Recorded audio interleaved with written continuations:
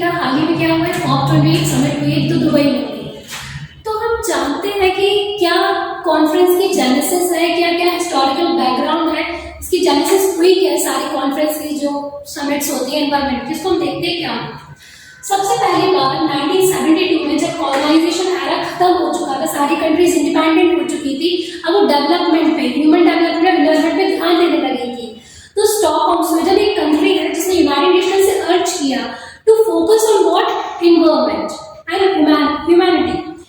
तो उनने सबसे पहले एक कॉन्फ्रेंस रखी गई स्टॉकहोम में, क्योंकि Sweden was the flag bearer of that environment.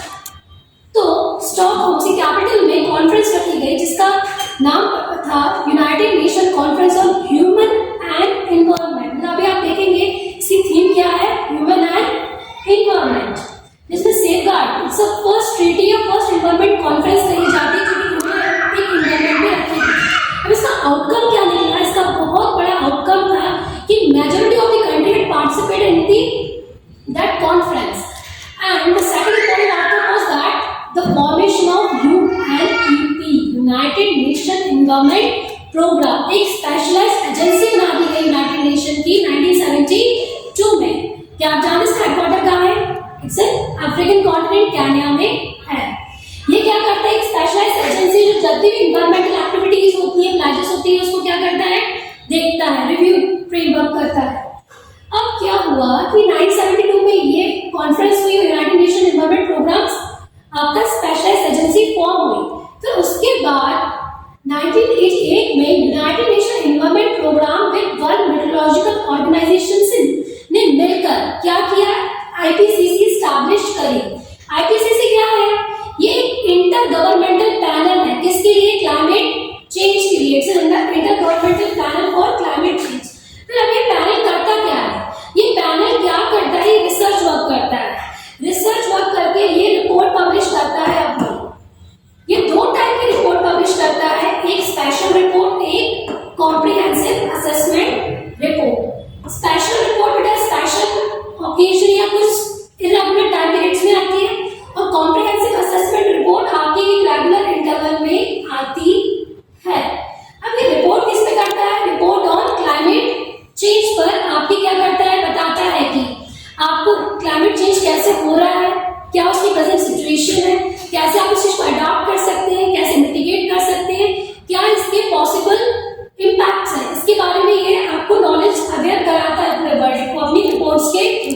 तो आपके दिमाग में आया होगा क्या रिपोर्ट्स है आरएनडी खुद ही करता है? नो, ये अपनी आरएनडी नहीं करता। ये क्या करता है, वेरियस जर्नल्स, वेरियस जो स्कॉलर्स होते हैं उनकी जो रिसर्च वर्क होता है उसको कंपाइल करके दुनिया के सामने प्लेटफॉर्म पे रखता है अबाउट द क्लाइमेट चेंज। अब ये इतनी बड़ी बॉडी ने अपनी फर्स्ट रिपोर्ट दी 1989 में।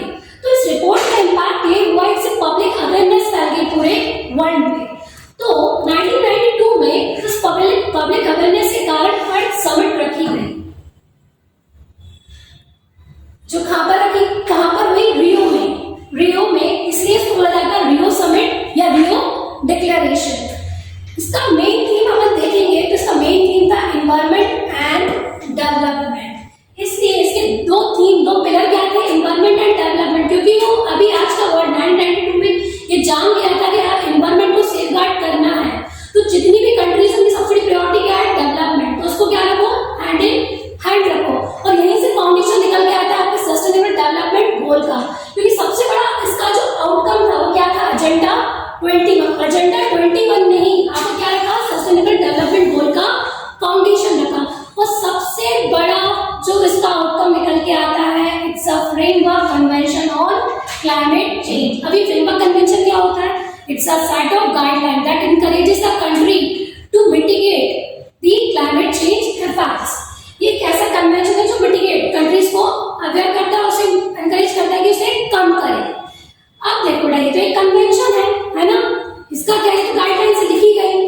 अब इसको इंप्लीमेंट करने के लिए आपको एक बॉडी चाहिए, है ना, इसके लिए बनाई गई एक बॉडी जिसको बोलते हैं अपन COP, conference of parties. Conference of parties क्या होता है, कॉन्फ्रेंस ऑफ द पार्टीज है supreme decision making body under for the United nation framework convention on climate change. और इसकी समिट